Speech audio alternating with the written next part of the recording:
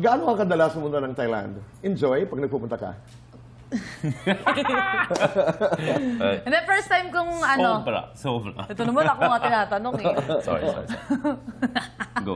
Go. Hindi, nung unang punta ko doon, first time kong pumunta kasama siya. Kasama din yung nanay ko. Nilaboy ko po yung nanay ko sa Thailand. Na-meet mo na ang family ni Kevin? Apo. Kumusta? Kumusta yung pagkikita na yun? Kasama mo ang nanay mo? Masaya lang. Parang nagkaroon kami ng pamilya doon. Parang kami nila mama. First time din namin ni mama mag-travel together. Si mama ba gusto si Kevin? Pamilya mo, kumusta yung reaksyon? Tatagalogin natin ang reaksyon kay Herlene. Oh, they were great. You know, it was the first time that my mom and her mom, we traveled to my hometown. Not really hometown, but where I was born in the north of Thailand, like the Baguio of Thailand. Okay, how far is it from Bangkok? It's about an hour 20 by plane. By plane. Yeah. Okay, let's go to the vlog of... That was Alex's vlog, no? Alex Gonzaga. Oo, Alex Gonzaga. Kung saan nandun si Bea, andun ka. And then, Alex Gonzaga. I know that it was a joke somewhere. I don't know what the story was, but parang nagsabi kang, gusto mo magninang, pero parang tinanggihan ka ni Bea.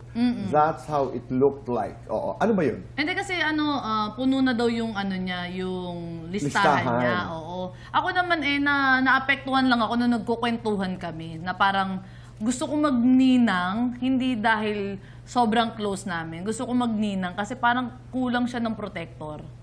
Kulang siya ng taong hindi man yung mag-guide, yung poprotektahan siya with or without camera. Bilang isang kaibigan. Bilang isang Nasaktan ka kaibigan. ba? Dahil parang tinanggihan ka ba niya?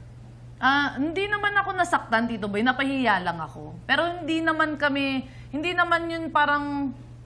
Actually, hindi ko nga siya naisip eh. Hanggang sa paulit-ulit na lang may nagtatag sa akin na dapat hindi ka pala nagbo-volunteer kapag mga ganong klase ng bagay. Kasi ako nag-volunteer ako sa'yo, i-adapt mo ko bilang inaanak. Tinanggap naman kita. Thank you, Tito Boy. You're welcome.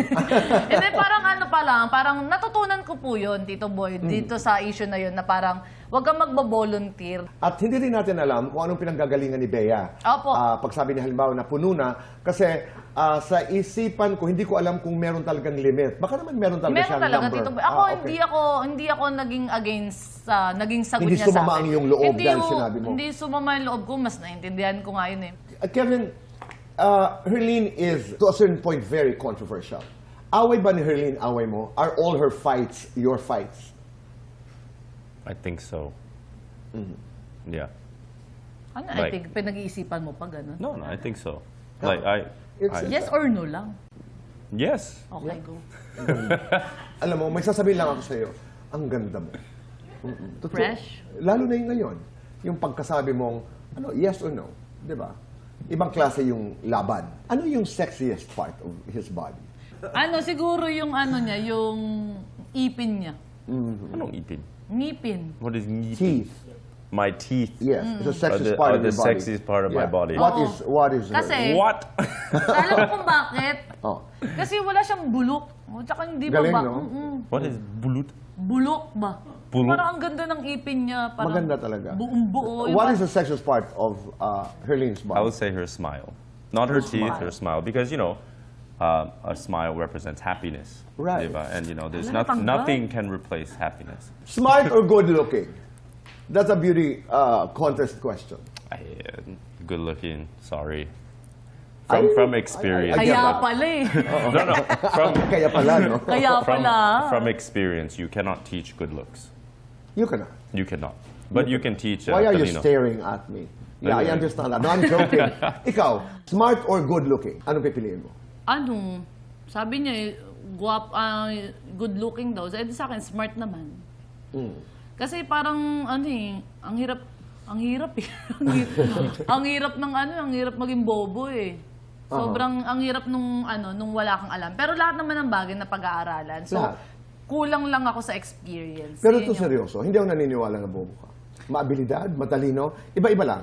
iba-iba ang articulation ika nga ng ating mga pananaw. Pero hindi pa rin ako naniniwala. I don't buy into the idea that you have to speak English very No, well no. to be It's- intelligent. that is not. I don't subscribe ako, to that. Tito Boy, wala akong pakialam kung anong gusto nilang itawag sa akin. Basta ako, marunong ako dumiskarte sa buhay Tama. at hindi ko gugutumin ng pamilya ko. Yun yung matalinong part. Yun.